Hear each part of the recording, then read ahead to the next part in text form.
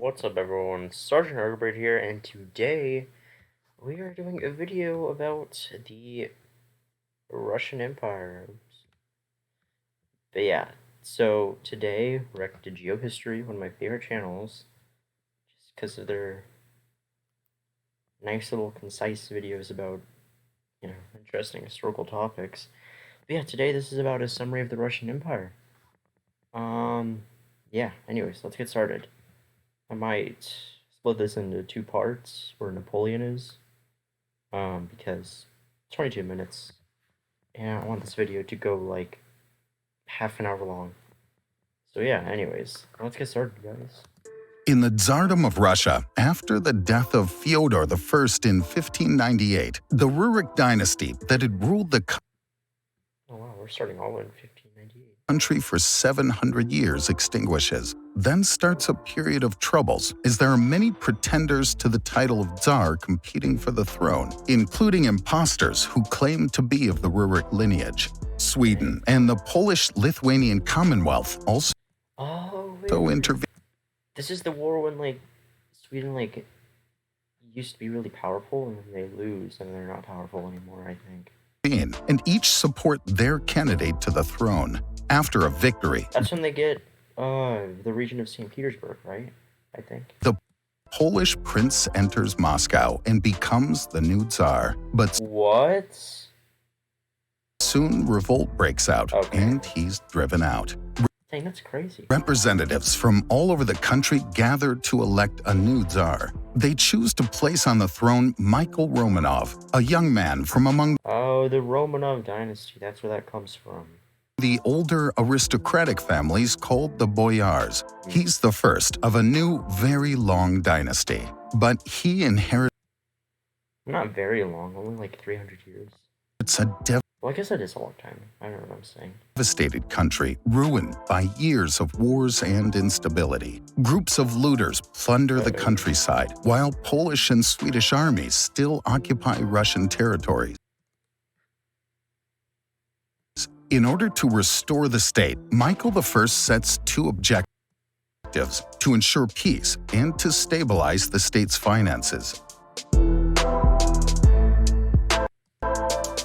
At first, the Tsar, without an army capable of fighting, negotiates and obtains a truce with Sweden and then Poland. He's forced to give up many territories, losing so it's after this war when they take St. Petersburg. Access to the Baltic Sea. On the other hand, in the distant lands to the east, Cossack explorers progress without much resistance, seizing territories and building new outposts. Yeah, so that's why Russia got so big. Like, there was literally just nothing there. Like, they could just expand it as far as they wanted with no resistance. They subjugate the local tribes and force Let me turn this up a little bit.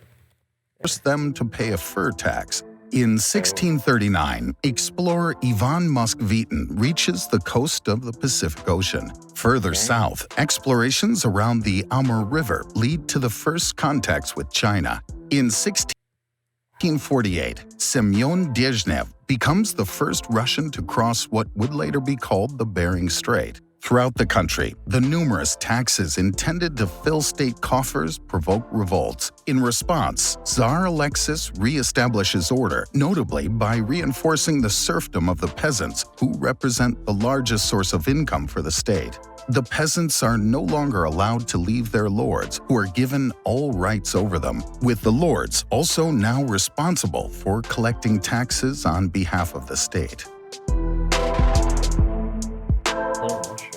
In the West, the Polish-Lithuanian Commonwealth is the result of the union in 1569 of Poland and Lithuania, which had Well, that's Lithuania? They're humongous. Oh my god. Bigger than Poland. Conquered a large part of the territories of the former Kievan Rus during the Mongol domination. These lands, mostly Orthodox, so they even control Kiev. Wow. Are a space of relative freedom for the peasants and Cossacks who live there. But the local Polish nobility wants to convert them to Catholicism and make them serfs. Uh-oh. That's not good, because these people are Orthodox. An armed revolt breaks Eastern Orthodox. Out, attacking the Polish as well as the Jews, who were massacred because they were in charge of collecting taxes. In Moscow, Patriarch Nikon, the highest representative of the Orthodox Church in the country, wants to reform the church and return to the original Byzantine texts. But many Orthodox refuse to abandon the Russian tradition and distance themselves from the church, causing a schism. The old believers will gradually be suppressed. In the Polish-Lithuanian Do they still exist today, though? Commonwealth, Russia offers protection to the Cossack revolt, which provokes a war. 13 years later, Russia wins and takes over a large territory that it calls Little Russia. The rights of the Cossacks there will be progressively suppressed. Dang it, they took back Kiev.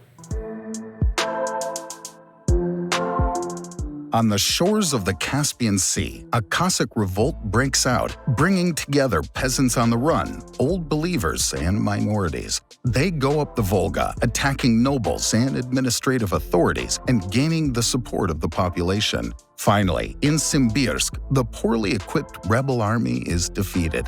In the Far East, tensions rise with China for control of the Amur River basin. To avoid a war, Russia abandons its ambitions in the region. But the new Tsar, Peter I, is much more interested in the West. He organizes an embassy of 200 people that he joins incognito in order to discover and learn more about the European powers, especially the Dutch Republic, which is a great maritime power. The Tsar spends several months there working in the shipyards. On his return, he wants to equip his country with a modern military fleet, but to do so, he has to gain access to the Baltic Sea and thus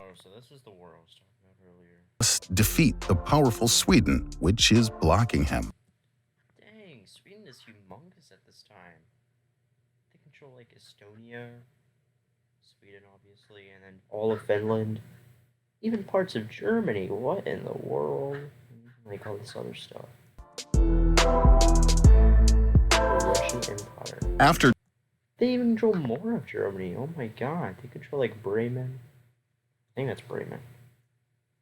Joining an anti-Swedish coalition with Denmark and Saxony, the Russian army besieges the Swedish coalition with Denmark and Saxony. Saxony? They're all the way over there. What are they doing against Sweden? Like, I understand Denmark because they like directly border them, but Saxony? How are they even gonna send troops? Like, they don't even border them. What? The Russian army besieges Narva, but is quickly routed by the Swedish army. The latter then moves towards Poland and Saxony, giving Peter I a much-needed respite Oh my god, he's at war with Poland too.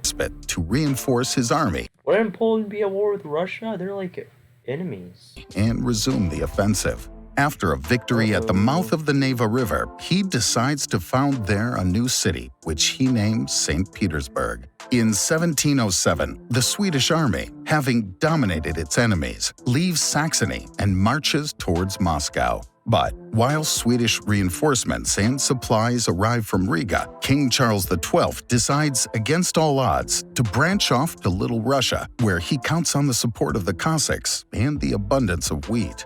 Peter I takes advantage of this to intercept the reinforcing army. In the south, after a harsh winter, the Swedish army is finally defeated. Charles XII takes refuge in the Ottoman Empire, which provokes a short war, but without success for Russia. In 1712, Peter I makes St. Petersburg the new capital of Russia, but a large part of the population is opposed to his policy of the westernization of the country, including his heir apparent, son Alexis. The latter is put on trial and dies, probably under torture. In 1721, a peace treaty is signed with Sweden. The Tsarate of Russia wins and becomes the Russian Empire. Emperor Peter the Great gets what he wanted. Russia is now firmly established on the shores of the Baltic Sea and turned towards Europe, where it's now a major player.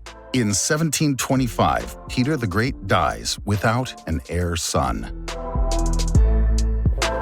7 years of war. In 1730, Anna, Peter's niece, becomes the empress. She dreams of having access to the Black Sea. But for this to happen, the Crimean Khanate Oh, we're about to get Catherine the Great here pretty soon. and its powerful Ottoman ally must be defeated.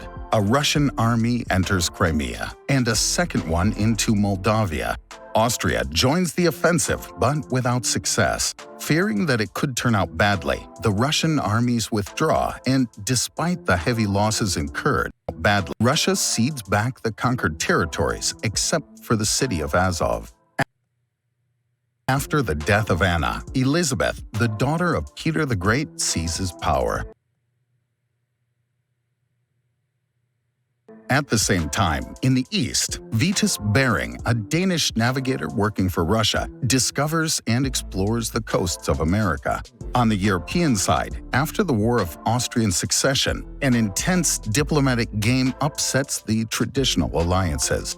Great Britain moves closer to Prussia, while Russia allies itself with Austria and France. The 7 Years' War and Russian armies enter Prussia, but they face fierce resistance. Yeah, that's because of Frederick the Great. After years of fighting, while victory Russia is like the best country ever. is imminent for Russia, Elizabeth dies. Her nephew, Peter III, comes to the Oh no. I mean, oh yes, for Prussia, but not good for Russia, because he stopped the war. throne, and being a great admirer of Prussia, immediately stops the war. In spite of the enormous losses, he returns all the occupied territories to Prussia without compensation. Well, not true. That's actually not true. He asked for like a medal or something. Actually, they give him. It's pretty interesting. Which does not go down well in Russia. Yeah. A few months later, Peter III is the victim of a coup d'etat fomented by his own wife, Catherine, who seizes the throne despite her German origins. She begins her reign by strengthening Russian influence in Poland, which provokes a rebellion there. The Ottoman Empire, after incidents on its border, declares war on Russia. This satisfies the Empress, who also dreams of having access to the Black Sea, but also of creating a Greek Neo-Byzantine state which would control the sea, but also of creating the Empress, who also dreams of having access to the Black Sea, but also of creating a Greek Neo-Byzantine state which would control the straits leading to the Mediterranean Sea. It's random. Oh, I'm so confused. It's so random. What? Russian troops enter Bucharest, while a military fleet from the Baltic Sea completely destroys the Ottoman fleet. Fearing an Austrian intervention against the new Russian domination in the Balkans, Prussia and Russia offer Austria a share between the three powers. Wait, actually, now that I think about it, it's not that random because, religion and stuff. They're both Eastern Orthodox, and as said before, they were following like the Byzantine teachings or the Byzantine branch of Eastern Orthodoxy. So I guess that is why. And also, randomly, Russia thinks that it's the successor of the Roman Empire. Yes, they actually claim that. So those two things will have a lot to do with it, I guess. Of 1/3 of the Polish lands. In Russia, a Cossack insurrection involving peasants and many subjugated peoples gains momentum, forcing Catherine II to send forces there. The same year, a peace agreement is signed with the Ottoman Empire. Russia occupies Crimea militarily, but in 1783 it violates the treaty and annexes the territory. Many What? They just annexed it? settlers arrive there, driving out the Muslim population. The military port of I wonder if there's any more like Muslims there or like Turks there. Sevastopol is founded. Then, after a new How do you pronounce it? victory, many settlers arrive there, driving out the Muslim population. The military port of Sevastopol is founded. Then, after a new victory against the Ottomans, the port of Oh my Odessa God. is How established. many victories are they gonna get? In the north, Poland is now entirely partitioned between its neighbors. Russia obtains many Slavic and Baltic territories, but the country is now a neighbor of two great Germanic powers. In 1796, Catherine II. Jeez, they border so many powerful countries. They literally border Sweden, Russia, Austria, China, freaking, the Ottoman Empire. Like, just imagine that. That must be very, very tough. II, also known as Catherine the Great, dies. Napoleon. In France, the revolution started in 1789. This, followed by the execution of King Louis XVI, makes the European monarchies fear the spread of revolutionary ideas throughout the continent. In 1798, Russia joins an anti-French alliance. A Russian-Austrian army drives the French out of Italy, while a Russian Ottoman fleet seizes the Ionian Islands. In the Caucasus, Russia and Persia quarrel over control of the region, which leads to war. In 1805, Alexander... And they even bordered Persia? Oh my god. Wait, is Persia even like a strong country at this point?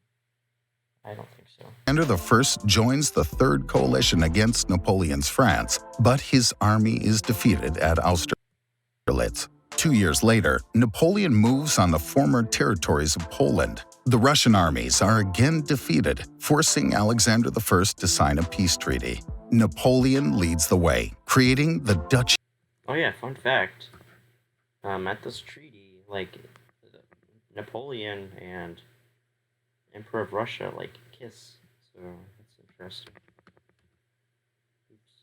Of Warsaw and forging an alliance with Russia, which commits itself to respecting the continental blockade against the United Kingdom. With peace assured with Napoleon, Russia can concentrate on other fronts against Persia, the Ottoman Empire, or Sweden for control of Finland.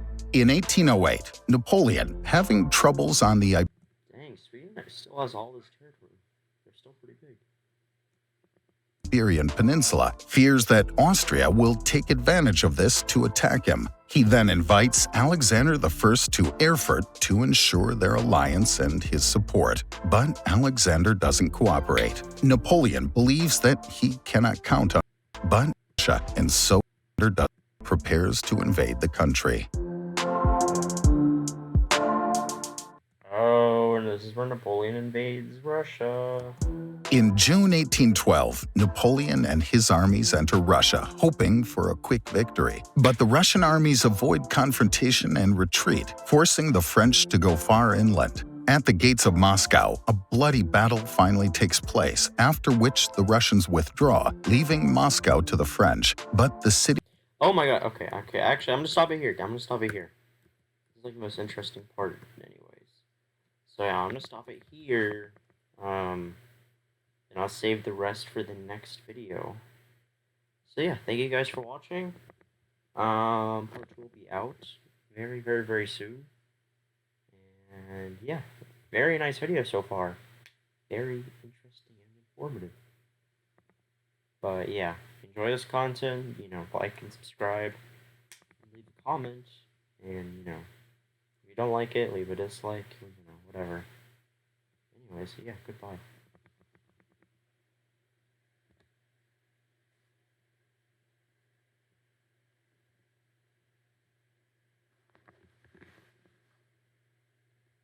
Hello everyone, if you enjoyed this video, make sure to like it and subscribe to my channel, and turn on the notification bell thingy.